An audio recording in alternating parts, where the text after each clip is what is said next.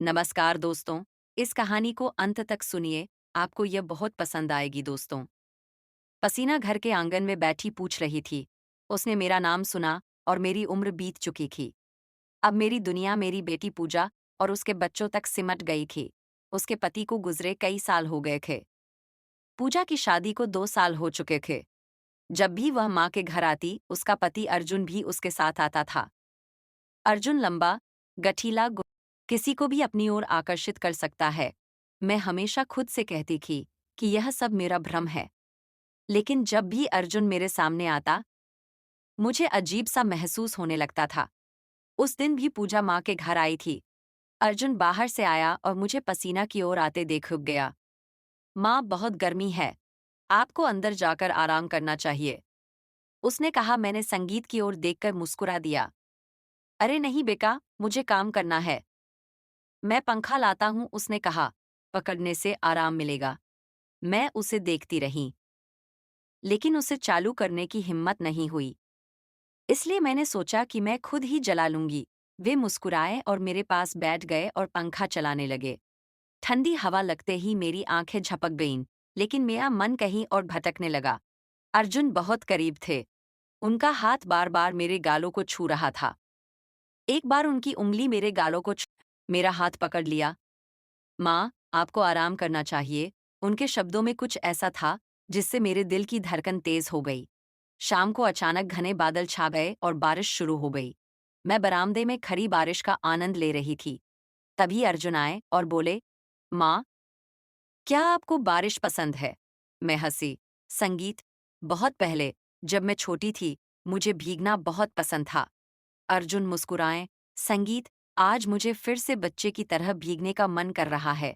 क्या मैंने उसे देखा था? उसकी आंखें वैसी ही थी। अब इस उम्र में भीगने की कोई जरूरत नहीं है मेरे बेटे, मैंने हल्के से कहा। क्यों माँ, भीगने की भी कोई उम्र होती है क्या? उसकी आवाज में शरारत थी। मैं लेटी हुई उसे घूर रही थी। ठीक है, संगीत, बैठ जाओ, मैं तुम्हारे लिए चाय बनाता हूँ। उसके चेहरे पर मुस्कान थी और वह अंदर चला गया। थोड़ी देर बाद जब वह लेटा, तो उसकी हालत पहले से ही भीगी हुई थी। उसके बालों से एक बूंद फिसलकर उसकी गर्दन पर गिरी। अचानक मेरी नजर वहीं अटक गई। अरे माँ, तुम भीग रही हो, उसने अचानक संगीत से कहा और अपने भीगे बालों को झटका दिया। ठंडी बूंदें मेरे चेहरे पर गिरी। मैं अंदर से भीग गई, असहज महसूस करते हुए। मैंने साड़ी का किनारा ठीक किया और संगीत के पास जाने के लिए मुड़ी। तभी अर्जुन ने धीरे से मेरा हाथ पकड़ लिया। उसकी आवाज रुक गई। हवा में एक अजीब सी ठंडक थी। मैं जम गई। अचानक बिजली कड़की और उसकी रोशनी में मैंने उसकी आंखों में कुछ देखा। मेरा दिल जोर से धड़कने लगा। वो कुछ कहना चाहता था, पर उसके होंठ व्यस्त थे। मेरा दिल और तेजी से धड़कने लगा। उस दिन के बाद मैंने खाट को समझाने की कोशिश की, लेकिन अर्जुन का ख्याल मेरे दिमाग से नहीं निकलता था। मेरा दिल अजीब तरह से धड़कने लगता। दोपहर का समय था। संगीत के घर में सब अपने अपने कमरों में थे। मैं रसोई में मसाले पीस रही थी। तभी ऊपर से मसालों की खुशबू आने लगी। मैंने उसे बताया। मैंने उसे पकड़ने के लिए हाथ बढ़ाया, लेकिन तभी अर्जुन अचानक पीछे से आया और उसे कसकर पकड़ लिया। माँ, आपको सावधान रहना चाहिए, उसने कहा। मैं चौंकी हूँ, क्योंकि उसका शरीर मेरे बहुत करीब था। उसका गर्म स्पर्श मेरी गर्दन को छू रहा था। मैं खट को दूर धकेलने की कोशिश कर रही थी कि तभी अर्जुन का हाथ मेरी हथेली पर छू गया। मेरा तेजी से धड़कने लगा। मैंने डर के मारे अपना हाथ पीछे खींचने की कोशिश की, लेकिन उसने रोक दिया। उसकी उंगलियां एक पल के लिए मेरी उंगलियों पर टिकी रहीं। माँ, क्या आप ठीक हैं? उसकी आवाज में एक अजीब सी कोमलता थी। मैंने खट को चीजें दिखाने के लिए मजबूर करने की कोशिश की, और पीछे हटते हुए उसने कहा, हाँ, मैं ठीक हूँ। आप जाओ और पूजा को बुलाओ। उसे किसी चीज की जरूरत पड़ सकती है। अर्जुन कुछ देर तक मेरी तरफ देखता रहा, फिर हल्की मुस्कुराते हुए पीछे हट गई। मैं जल्दी से जाकर खूट को दिलासा देने लगी। आखिर हो क्या रहा था? मैं खूट को क्यों नहीं रोक पा रही थी? पूजा को कुछ दिनों के लिए अपने ससुराल जाना था। नाश्ते का समय हो गया था। अर्जुन अपना सामान पैक कर रहा था। घर में बहुत काम चल रहा था, लेकिन मेरा ध्यान हमेशा उसी पर था। जब भी वो मेरे सामने आता, मुझे थोड़ा अजीब सा लगने लगता। जब विदा लेने का समय आया, पूजा ने मुझे गले लगाया और कहा, माँ, अपना ख्याल रखना। अर्जुन भी मेरे पास आया। माँ, हमें चलना चाहिए। मैंने हल्के से सिर हिलाया और उसे छोड़कर दरवाजे की तरफ चली गई। पूजा आगे बढ़ गई, लेकिन अर्जुन रुक गया। उसने मेरी तरफ देखा और धीरे से कहा, माँ, अपना ख्याल रखना। मैंने कुछ नहीं कहा, बस मुस्कुरा दी। अर्जुन थोड़ी देर वहीं खड़ा रहा और फिर चला गया। लेकिन यह अंत नहीं था। मैं अर्जुन के जाने के बारे में सोचती रही। उसके शब्द, उसका करीब आना, वह कोमल स्पर्श, सब कुछ अभी भी मेरे दिमाग में था। कुछ हफ्ते बाद, एक दोपहर, अचानक फोन की घंटी बजी। मैंने फोन उठाया। हेलो माँ, दूसरी तरफ रहा था। कैसी हो? मैं बैठ गई। मैंने बिस्तर पर रखी चीजों को समेटने की कोशिश की। तुम्हारी आवाज थोड़ी थकी हुई लग रही थी। ज्यादा काम लग रहा है? क्या किया? अर्जुन की आवाज पहले जैसी ही थी। नहीं, बस यही, कैसी हो? मैं ठीक हूँ। संगीत। वह रुका और फिर धीरे से बोला, मुझे तुम्हारी बहुत याद आ रही है। फोन मेरे हाथ में कांप रहा था। मैं कुछ कहना चाहती थी, संगीत, लेकिन शब्द मेरे गले में अटक गए। तुम क्यों छुपा रही हो? अर्जुन ने पूछा। कुछ नहीं। अपना ख्याल रखना बेटा, मैंने किसी तरह खाट को शांत करते हुए कहा। और जल्द खाट से झूठ नहीं बोल सकती थी। कुछ ऐसा था जो मुझे अर्जुन की ओर खींच रहा था।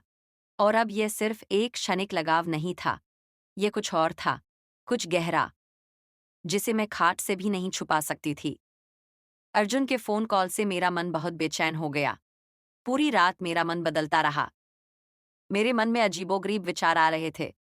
क्या यह सिर्फ एक साल था या कुछ और? अगली सुबह जब मैं उठी तो ऐसा लगा जैसे सब कुछ बदल गया हो। सूरज वही था, घर वही था, लेकिन मेरा मन बदल। आवाज, उसके शब्द, वह कोमल, दिल को छू लेने वाली आवाज, सब कुछ मेरे मन में गूंज रहा था। कुछ दिनों बाद गांव में एक बड़ा धार्मिक उत्सव था। पूजा और अर्जुन को भी उत्सव में आमंत्रित किया गया था। मैं उनसे मिलने के लिए उत्सुक थी, लेकिन मैं खाट को समझाने की कोशिश कर रही थी कि यहाँ कुछ गड़बड़ है। उत्सव के दिन पूजा और अर्जुन अचानक आ गए। पूजा घर के कामों में व्यस्त हो गई, लेकिन मेरी निगाहें अनाया पर टिकी हुई थी। मैं अर्जुन को ढूंढ रही थी। वह बरामदे में सफेद अद्दा पहने, हल्की मुस्कान के साथ बैठा था। मैंने पलक उठाया और उसके पास गई। कैसे हो अर्जुन?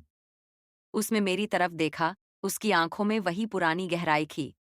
तुम्हारे साथ रहना हमेशा अच्छा लगता है, माँ, उसने कहा, लेकिन उसकी आवाज में कुछ और ही था, कुछ ऐसा जिसे सिर्फ मैं ही समझ सकती थी। मैंने नजरें हटा ली और जल्दी से रसोई में चली गई, लेकिन मेरा मन वही अटका हुआ था। शाम को एक त्योहार था। सब खुश थे, लेकिन मेरी बेचैनी बढ़ती जा रही थी। पूजा अपनी सहेलियों के साथ थी और अर्जुन बरामदे में अकेला खड़ा था। मैं रुक गई। तुम मुझसे क्यों भाग रहे हो? मेरे पैरों तले जमीन खिसक गई है। मैं क्या कहूँ? ऐसा कुछ नहीं है, मैंने धीमी आवाज में कहा। अर्जुन एक कदम आगे बढ़ा। अगर ऐसा कुछ नहीं है, तो मेरी तरफ देखो और कहो कि मैं गलत सोच रही हूँ। मैंने हिम्मत जुटाई और उसकी आंखों में देखा। उसकी आंखों में एक ऐसी नजर थी जो मुझे पढ़ रही थी, मानो मेरी आंखें मुझे पढ़ रही हूँ। मैंने अपने भीतर छिपी हर भावना को, तुम्हें भी ऐसा ही महसूस हो रहा है नामा? उसके शब्दों ने मेरे अंदर कुछ तोड़ दिया। चाहकर भी मैं खुद को रोक नहीं पाई। बाहर लोग हंस रहे थे, धूल उड़ रही थी, लेकिन मेरे और अर्जुन के बीच कुछ ऐसा था जिसने दुनिया की हर आवाज को दबा दिया। उस रात उत्सव समाप्त हो गया था। सब अपने अपने कमरों में सो गए थे, लेकिन मेरी आंखों में नींद नहीं थी। मैं बरामदे में बैठी थी। हल्की ठंडी हवा चल रही थी और मेरे मन में भी जीवन का तूफान उमड़ रहा था। तभी मुझे किसी आवाज का आभास हुआ। मैंने संगीत की ओर देखा। अर्जुन दरवाजे के पास खड़ा था। धुंधली रोशनी में उसकी आंखें और भी गहरी लग रही थी। क्या वह अभी भी जाग रही है, माँ? उसने धीरे से पूछा। मैंने सिर हिलाया। मुझे नींद नहीं आ रही थी। अर्जुन एक पल के लिए छिपा, फिर आया और मेरे बगल में बैठ गया। मैं बेचैन हो गई, लेकिन खुद को संभाले रखा। तुम मुझसे दूर भाग रहे हो। माँ, उसकी आवाज में ये क्या है? मैं शिकायत कर रही थी। मैंने उसे देखा। अर्जुन, कुछ रिश्तों की एक सीमा होती है जिसे पार नहीं किया जा सकता, लेकिन जब बात दिल की हो तो क्या ये सीमा भी खत्म हो जाती है? उसने धीरे से मेरा हाथ पकड़ा। मेरे शरीर में प्यार की एक लहर दौड़ गई। मैंने अपना हाथ छुड़ाने की कोशिश की, लेकिन उसने धीरे से कहा, संगीत, अगर तुम्हें लगता है कि यहाँ कुछ गड़बड़ है तो मेरी आंखों में देखो और मुझे बताओ कि तुम्हें कुछ महसूस नहीं हो रहा है। मैंने कोशिश की, लेकिन शब्द संगीत के गले में अटक गए। अर्जुन की उंगलियां अभी भी मेरी हथेली पर थी। माँ, तुम सिर्फ पूजा की माँ नहीं हो, तुम एक औरत भी हो। उसकी आवाज में सच्चाई थी। मैंने अपना हाथ झटक कर छुड़ाया और खड़ी हो गई। बस अर्जुन, ये जो तुम्हारी माँ हूं। अर्जुन ने गहरी सांस ली और धीरे से संगीत की तरफ मुस्कुराया। अगर ये सच होता तो जब मैं इतना छोटा था तब तुम्हारे हाथ नहीं कांपते। जब मैं पास आता तब तुम्हारा दिल इतनी तेजी से नहीं धड़कता। मैंने कुछ नहीं कहा। मुझे यह सब उबाऊ नहीं लगा। अर्जुन ने आखिरी बार मेरी तरफ देखा और धीरे से बोला, मैं जा रहा हूं माँ, लेकिन तुम खुद से भाग गई, अपने दिल से भाग गई। वह चला गया। मैं धड़कते दिल और बहते आंसुओं के साथ वहीं खड़ी रह गई। आगे क्या होगा? क्या तुमने अपने दिल की सुनी? क्या अर्जुन सचमुच चला जाएगा या कहानी कोई नया मोड़ लेगी? उस रात के बाद से अर्जुन के शब्द मेरे कानों में गूंजते रहे, अपने दिल से भाग गई। माँ, मैंने खर को समझाने की बहुत कोशिश की कि यह सब एक गलती थी। मैं बहुत गलत थी। मैं उसकी सास की दोस्त थी और मेरा देवर मेरी बेटी का पति था।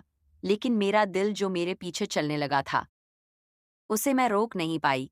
अगले कुछ दिन ऐसे ही बीत गए। अर्जुन और पूजा अपने घर लौट गए। घर फिर से खाली हो गया, लेकिन दिल जोर से धड़क रहा था। मैंने फोन उठाया। माँ, कैसी हो? मैं ठीक हूँ। मैंने धैर्य रखने की कोशिश की। तुम झूठ बोल रही हो। अर्जुन ने राहत भरी आवाज में कहा, मैं तुम्हें भूल नहीं सकता। हाँ माँ, सच बताओ, क्या तुम्हें भी मेरी याद आती है? मेरे दिमाग में सवाल उठने लगे। मैं क्या जवाब दूं? क्या मैं कहूं, हाँ, मुझे हर पल तुम्हारी याद आती है। जब तुम आस-पास नहीं होती, तब भी मुझे तुम्हारी मौजूदगी महसूस होती है।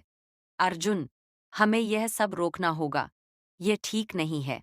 मैंने खड़ को समझाते हुए कहा, अगर यह ठीक नहीं है, हमारी भावनाएं इतनी सच्ची क्यों लगती है? उसकी आवाज गहरी थी। मैं अब छिपना बंद कर रहा हूँ। मैं कुछ दिनों के लिए गांव जा रहा हूँ। माँ, मैं तुम्हारे साथ ही रहूंगा। अर्जुन ने कहा, अगर तुम सच में नहीं चाहती कि मैं आऊं, तो एक बार दिल से कह दो, मैं नहीं आऊंगा। मैंने बहुत कोशिश की, पर कह नहीं पाई। फोन कट गया। लेकिन मेरी बेचैनी और बढ़ गई। 2 दिन तक शाम का समय था। मैं बरामदे में बैठी थी, हर साथ। मैं चाहकर भी संगीत की तरफ नहीं देख पा रही थी। कैसी हो माँ? यहाँ